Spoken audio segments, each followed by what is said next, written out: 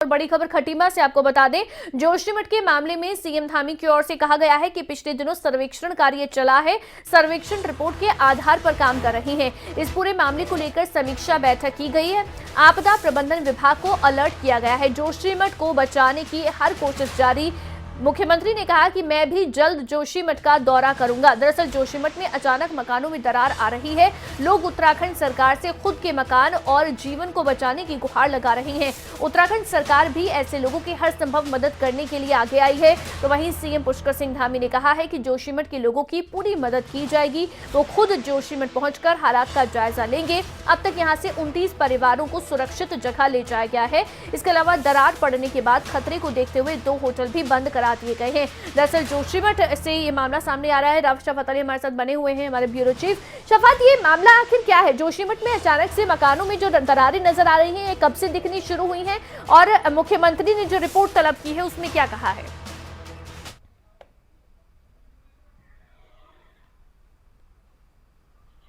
अवंतिका, देखिए, मामला काफी लंबे समय से है और जोशीमठ में जो दरारें पड़ रही हैं, ऐसा नहीं कि वो सिर्फ 2-4 महीने की दरारें हैं, वो पिछले काफी लंबे समय से इस तरह की घटनाएं हो रही हैं जोशीमठ में। जोशीमठ क्योंकि समुद्र तल से 6000 फीट की ऊंचाई पर बसा है और बहुत प्राकृतिक तौर पर अगर देखा जाए तो बहुत अति संवेदनशील ये क्षेत्र माना जाता है। लेकिन आधुनिक दौर में आप देखते हैं कि बिल्डिंगें बन रही हैं, बहुमंजिला इमारतें बन रही हैं, लेकिन उन इलाकों में बहुमंजिला इमारतें खतरनाक है। हालांकि पूर्व में वैज्ञानिकों ने कहा था कि यहाँ पर जो नींव है वो कमजोर पड़ी है, लेकिन आप देखिए कि बहुत बड़ी संख्या में, यानी 561 मकानों में बड़ी दरारें पड़ी हैं और ये संकेत है किसी आपदा का। हो सकता है आने वाले वक्त में कोई बड़ा खतरा हो, क्योंकि आसपास का जो इलाका है वो खतरे की जद में माना जा रहा है। और जोशीमठ संघर्ष समिति ये काफी लंबे समय से संघर्ष कर रही है कि इसका कोई हल राज्य सरकार निकाले।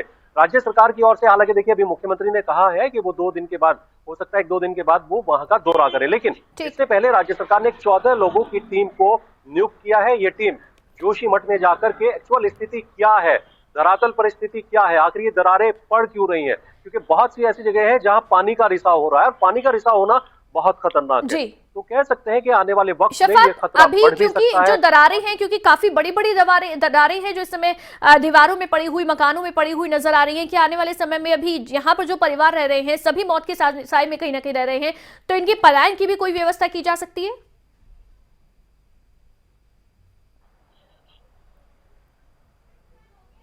हाँ बिल्कुल, देखिए अगर खतरा बढ़ता है, क्योंकि देखिए 14 लोगों की जो टीम नियुक्त की गई है, अब वो अपनी एक रिपोर्ट बनाएगी, विस्तृत रिपोर्ट बनाएगी। अगर तमाम जो मकान है वो खतरे की जद में है तो जाहिर सी बात है कि राज्य सरकार को उनको विस्थापित करना पड़ेगा। हालांकि पूर्व में भी देखिए रुड़की IIT के वैज्ञानिकों ने कहा था कि थोड़ा सा खतरा है निचले इलाकों में, जो निचले इलाके हैं जोशीमठ से, क्योंकि जोशीमठ बद्रीनाथ का रास्ता पड़ता है और यहाँ से ही होकर के बद्रीनाथ गुजरना पड़ता है। जो निचले इलाके वो नदियों के आसपास है।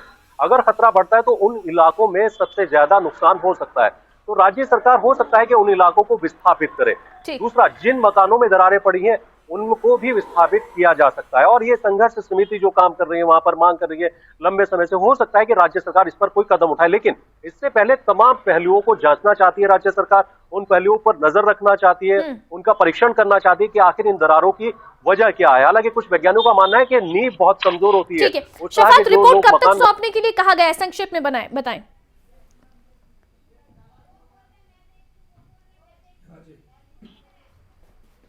देखिए मुख्यमंत्री अब दौरा करेंगे और 14 लोगों की जो टीम है, एक्सपर्ट टीम, जो अलग अलग आपदा प्रबंधन से जुड़ी हुई है, IIT से जुड़ी हुई है, तमाम जो वैज्ञानिक इसमें मौजूद है, वो अपनी रिपोर्ट राज्य सरकार को देंगे। उसके बाद ही कोई फैसला राज्य सरकार ले सकती है। ठीक है।